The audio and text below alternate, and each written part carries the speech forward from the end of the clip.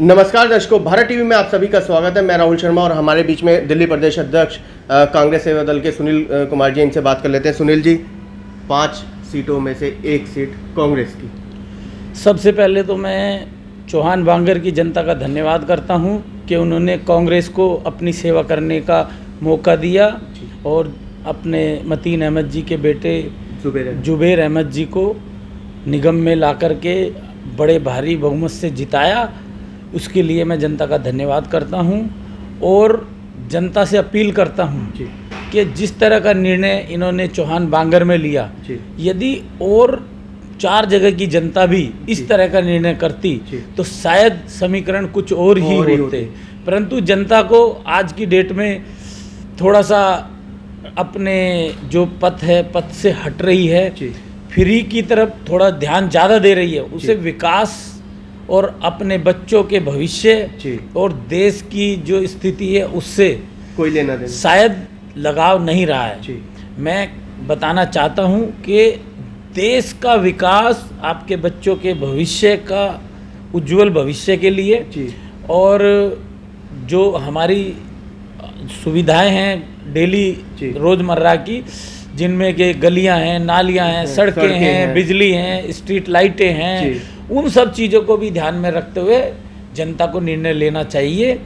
क्योंकि केजरीवाल जी ने तो आप सब देख ही रहे हैं, एमसीडी कर्मचारियों का कई महीने से वेतन नहीं दिया, जिसके कारण कई बार तो नगर निगम के कर्मचारी भाई जो हैं हमारे, उन्होंने स्ट्राइकें की हैं, हड़तालें की हैं और महीने हड़तालें की हैं। बुजुर्गों की, विधवाओं की, लाचारों की, विकलांगों की पेंशनें नहीं आ रही हैं। इन सारी चीज़ों को ध्यान में रख करके हमें अपना फैसला लेना चाहिए। आगे आने वाले 2022 के लिए मैं पूरे देश की जनता, दिल्ली की जनता से स्पेशल खास तौर पर ये आग्रह करता हूँ कि सारी चीज़ों को देखते हुए अपना फैसला लेना चाहिए। अपने देश को भी सोचो, अपने जहाँ रह रहे हैं उस स्टेट को सोचो, अपनी कॉलोनी के बारे में सोचो, अपने आसपास के बुजुर्गों, अपने बच्चों, अपने जो सुख सुविधाएं रोज़मर्रा की, उन सब चीज़ों को ध्यान में रख करके फैसला लेना चाहिए। ये मेरी अपील है। सुनील जी, आखिर कहाँ कमी रह गई? 4 सीटें क्यों हम लोगों ने डिफीट कर ली? पर्टिकुलर क्या हम चाह रहे थे कि 1 ही सीट आ जाए? देखिए, ये तो उन अंधभक्तों को अब पता चल ही गया होगा कि चाहे एक ही सही, लोगों का जो रुझान है वो कांग्रेस की तरफ बढ़ रहा है। लोग फिर से पुराने कांग्रेस के राज को याद करके कांग्रेस की ओर आ रहे हैं। ठीक है, एक ही सीट सही, लेकिन ये बहुत बड़ी बात है कि देश के अंदर बीजेपी की सरकार, दिल्ली के अंदर जो है आम आदमी की सरकार और निगम में बीजेपी की सरकार, फिर भी 1 सीट ना मिलना, ये बहुत कैड़ा उनके मुंह के ऊपर जो तमाचा लगा है, इस तमाचे से उन्हें समझ जाना चाहिए कि देश की जनता क्या चाह रही है। किसको छोड़ा है उन्होंने? किसी को नहीं छोड़ा। किसानों को नहीं छोड़ा, व्यापारियों को नहीं छोड़ा, छात्रों को नहीं छोड़ा, और जो हमारे पढ़ा लिखा तबका है उन्हें नौकरी के बहाने, उनकी नौकरियां जो लगे हुए थे उन्हें भी हटा रहे हैं। नई नौकरियां देने के बजाय 2 करोड़ नौकरियां छीन रहे हैं ये। तो इन सब चीज़ों से उन्हें देखना चाहिए कि उनका जो हश्र हुआ है 5 सीटों पे, पूरी बीजेपी उन 5 सीटों पर ही कार्य कर रही थी, उन सीटों को जीतने के लिए, और उनकी जो कार्यशैली है उसका जो परिणाम है वो उनके जो काम का रिजल्ट है वो उसके अकॉर्डिंग ही पब्लिक ने दिया है। सुनील जी, बात करें 4 सीटें, 4 सीटों पर कांग्रेस तीसरे नंबर के पायदान पे, कहीं भी दूसरा नंबर नहीं।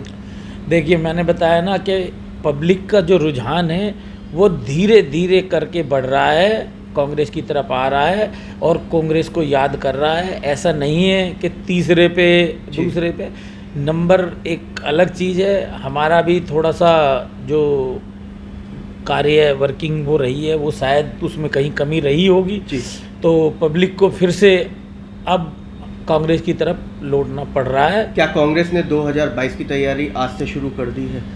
कांग्रेस तो देखिए तैयारी में सारी पार्टियां लगी हुई है। कांग्रेस केवल इलेक्शन की तैयारी नहीं, कांग्रेस तो जो अपने क्षेत्र के लोग हैं, अपने दिल्ली के लोग हैं, उन लोगों की जो सुविधाएं हैं उनको वापस दिलाने की तैयारी में है, ना कि चुनाव की तैयारी में है। चुनाव की तैयारी नहीं कर रहे हैं, वो तो जो दिल्ली में विकास रुका हुआ, जो ठप पड़ गया, उस विकास को फिर से फिर से दिल्ली के विकास को रेगुलर चालू कराने के लिए तैयारी कर रही है कांग्रेस। सुनील जी, अगर बात करें दिल्ली के विकास की, जनता सब जानती है कि विकास किसने करा, लेकिन एक तरफ विकास और दूसरी तरफ फ्री। देखिए, फ्री का जो ढोल है वो थोड़े दिन बजता है और ऐसा कुछ नहीं है, फिलहाल तो बज रहा है, कुछ भी फ्री नहीं है। कांग्रेस के राज में भी जो झुग्गी बस्तियां हैं, हमारी क्लस्टर है, ये इनके अंदर में कांग्रेस के टाइम पर भी उनको एक बहुत मतलब ना के बराबर ही पानी बिजली का बिल देना पड़ता था। आज भी वही है, आज भी वही है, कुछ नहीं है। कांग्रेस ने कभी गाया नहीं है हम आपको फ्री दे के आपके ऊपर एहसान कर रहे हैं, कांग्रेस ने कभी ऐसा नहीं किया।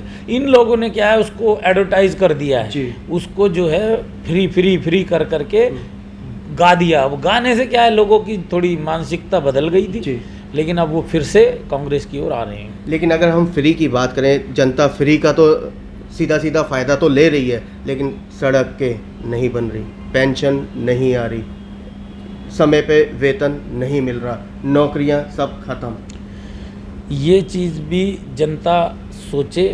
मैंने पहले भी कहा है कि केवल बिजली पानी फ्री होने से 1000 रुपये महीना फ्री, अगर बिजली पानी के 500 400 रुपये हो जाते हैं, वो फ्री हो जाता है, उससे काम चल जाएगा। और भी तो काम है, आपको अपने बच्चों को पढ़ाना है, अपना घर चलाना है, और भी दुनिया भर की बच्चों की शादियां करनी है, अपने लिए बच्चों के जो फ्यूचर के लिए भी वो करना है, अपना भी बुढ़ापा कुल मिला के कल को देखना चाहिए। मेरी अपील है जनता से, कल को देखे। हम जिस जगह पर रह रहे हैं, यदि वहाँ की गलियां टूटी हुई हैं, वहाँ की नालियां सड़ी हुई हैं, वहाँ कीचड़े हैं, वहाँ कूड़ों के ढेर लगे हुए हैं, बीमार हो रहे हैं, तो उससे लोग बीमार, हमारे बच्चे बीमार होते हैं। तो इन सब चीज़ों को ध्यान में रखना चाहिए। केवल और केवल फ्री के लालच में ना आए, सब चीज़ों को देखकर फैसला करें।